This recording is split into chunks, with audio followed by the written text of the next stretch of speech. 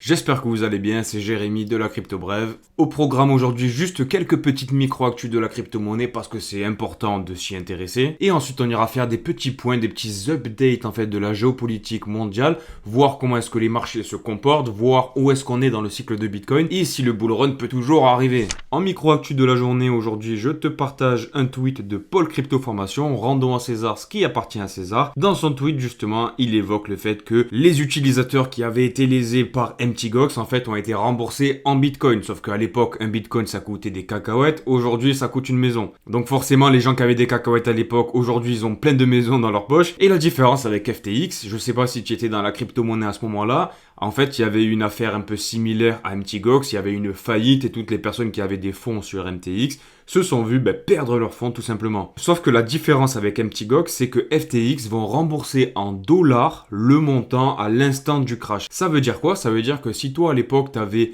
4 bitcoins par exemple qui coûtaient chacun d'eux 20 000 dollars, ça veut dire que tu avais 80 000 dollars. Donc FTX vont te rembourser 80 000 dollars. Ils vont pas te rembourser tes 4 bitcoins, qui aujourd'hui ferait l'équivalent de 240 000 dollars. Et en fait, la psychologie de ce tweet vise à penser que si les gens vont récupérer du dollar, potentiellement, avant un potentiel bull run, ils vont réinvestir leur dollar dans la crypto-monnaie. Donc plutôt bullish pour le marché. Deuxième micro-actu du jour, on a Akash Network dans le dépin de l'intelligence artificielle, c'est un peu lié, et qui atteint 5 000 dollars de dépenses mensuelles. On a formé un petit W d'ailleurs sur cette petite charte là. Je tiens à t'annoncer que demain je te ferai une vidéo dédiée à Akash Network, donc n'hésite pas à venir 5h du matin. Ensuite, micro-actu qui fait un update sur ces dernières semaines, ces derniers mois qui étaient catastrophiques. On a les Allemands qui ont vendu 50 000 bitcoins, les Américains qui ont vendu 10 000 bitcoins et MTGOX qui a distribué 95 000 bitcoins à ses créanciers. Malgré tout cela, le bitcoin est toujours à 60 000 dollars. Il doit y avoir de très gros poissons derrière. On a l'ASEC qui officiellement a refusé les demandes d'ETF de Solana pour Vanek et 21 Shares. Les Brésiliens l'ont accepté, ne t'inquiète pas, ça fera comme Ethereum, ils vont être acceptés dans l'avenir.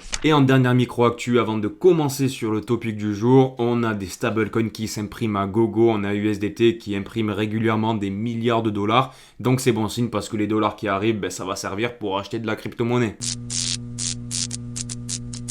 Bon, concrètement, où est-ce qu'on en est dans le marché? Alors là, actuellement, comme tu peux le voir sur le Bitcoin, on est en weekly, donc on est à l'échelle d'une semaine. Actuellement, on est à 59 000 et on est toujours dans notre petit range que je t'ai dessiné en bleu. Et je te le rappelle, il n'y a pas de certitude, mais lorsqu'on a un canal baissier de ce genre, la jambe haussière qui amène dans ce canal baissier doit se répercuter à la fin du canal. Donc de ce canal baissier, on a beaucoup plus de chances de sortir par le haut. Bon, comme tu le sais, les charts c'est bien beau, les Fibonacci, les coûts de production de Bitcoin, etc. C'est cool. Mais s'il y a du napalm qui tombe sur Israël ou l'Iran ou une bombe nucléaire qui tombe sur la ville de Kiev, tes charts, tu peux te les mettre à la poubelle. Une chose est sûre, c'est que le Bitcoin et les altcoins, on va aller voir les poissons. Donc il est important de parler du contexte macroéconomique et on va aller voir ça tout de suite. En termes d'annonce économique, ce qu'il va falloir suivre de très près, c'est la conférence de Jérôme Powell, le président de la Fed des États-Unis. Les États-Unis, c'est la première puissance mondiale. Donc quand eux ils s'enrhument, c'est le monde entier qui se mouche. Donc vendredi 23 août à 16h, on a Jérôme Powell qui nous expliquera pourquoi est-ce qu'il va pivoter, parce qu'il n'aura pas d'autre choix que de faire un pivot sur les taux d'intérêt. Donc quand je dis pivot, en fait, ça veut dire qu'il va réduire les taux d'intérêt directeurs. Et dites-vous bien que chacun de ces mots va être épié. Son discours, il devra vraiment être hyper clean, il devra être hyper favorable pour pas que le marché sente qu'il y a une mauvaise odeur, une odeur de merde si tu veux. Parce que s'il laisse entrevoir qu'il peut y avoir une petite odeur de récession,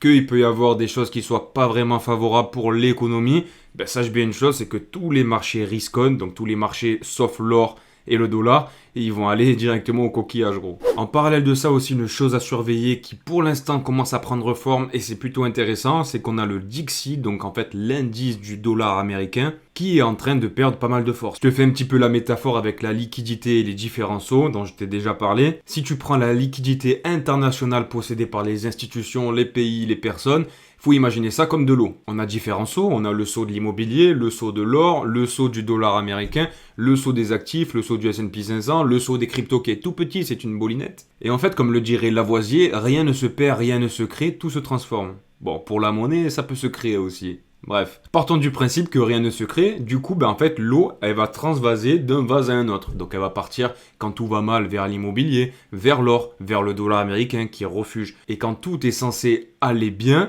du coup, la liquidité qui est dans l'or, qui est dans le dollar américain, elle se travase un peu de partout. Et donc, une économie mondiale qui est saine, avec des actifs à risque qui peuvent monter, du coup, doit avoir un dollar qui baisse. Et donc, pour le coup, c'est vérifié. On a même l'euro contre le dollar qui prend un peu de force. Donc, c'est pour dire. Actuellement, il est à 1,11. Il faut le reconnaître quand il y a un bon signe. Alors, concernant la temporalité sur Bitcoin, alors depuis son histoire, depuis sa création, en fait, il réplique un petit peu des cycles qui suivent une tendance en arc-en-ciel, comme tu peux le voir là. Et en fait, que ce soit une illusion ou un narratif, le Bitcoin est entraîné par un moteur qui s'appelle le halving. Et le halving, tu peux le voir sur ces lignes verticales en pointillés. Et ce graphique, en fait, il te donne des couleurs en fonction de la position dans laquelle on est vis-à-vis du halving. Et dans l'histoire, lorsqu'on est rentré dans du rouge, du orange, ça a annoncé justement le début du bull run. Et actuellement, on est en train de sortir de la zone rouge pour entrer un peu dans la zone orangée qui va s'éclaircir de plus en plus.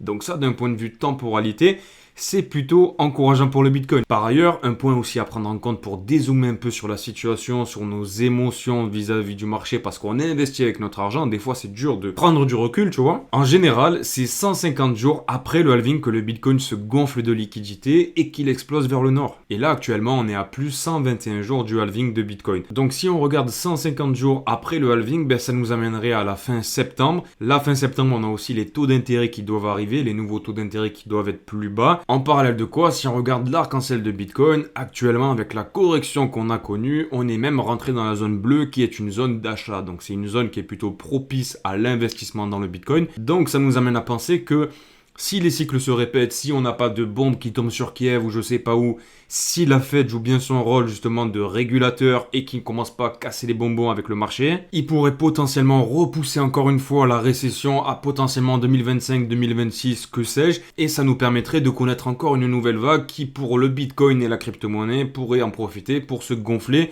et monter à des plus hauts.